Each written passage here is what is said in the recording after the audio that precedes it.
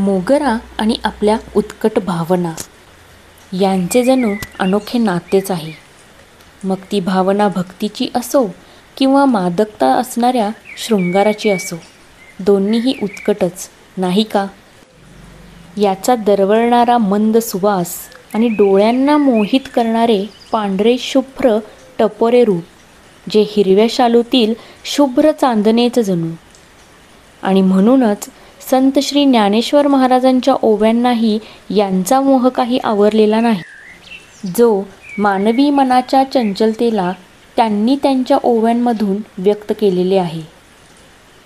मोगरा फुलला, फुले वेचिता बहरू कळियांसी आला. म्हणजेच मानवी मनाच्या आशा, इच्छा या न संपणाऱ्या असतात. तर दुसरीकडे असेही म्हणता येईल की निसर्गाप्रमाणे आपणही देणाऱ्यातले व्हावे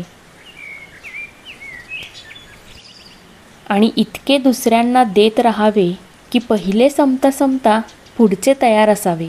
मग ते प्रेम असो, आनंद असो, मदत असो किंवा ज्ञान असो, देव्हाऱ्यातील पवित्रता जपणारा असो किंवा साज शृंगाराने सजलेल्या स्त्रीच्या केसात माळलेला असो, त्याचा मोह हा न आवरणाराच असतो.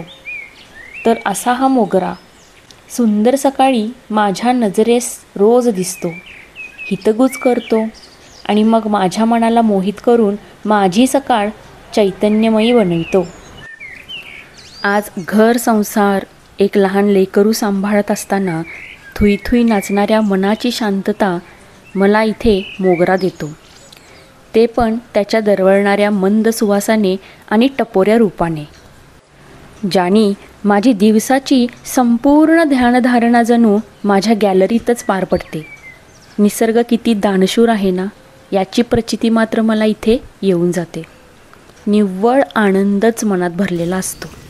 दिवसाच्या सुरुवातीलाच मग मन शांत बनून जाते, जणू एक ताजीतवानी ऊर्जा संपूर्ण शरीर मनातून भ्रमणच करत असते.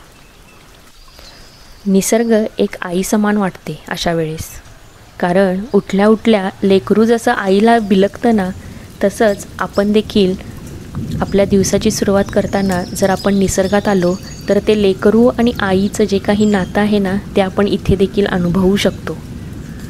मला वाटते नुसता निसर्गात गेल्यामुळे आपल्याला जास्ती काही ध्यानधारणा करायची गरजच भासत नसावी, इतकं हे निसर्ग आपल्याला भरभरून देत असतं.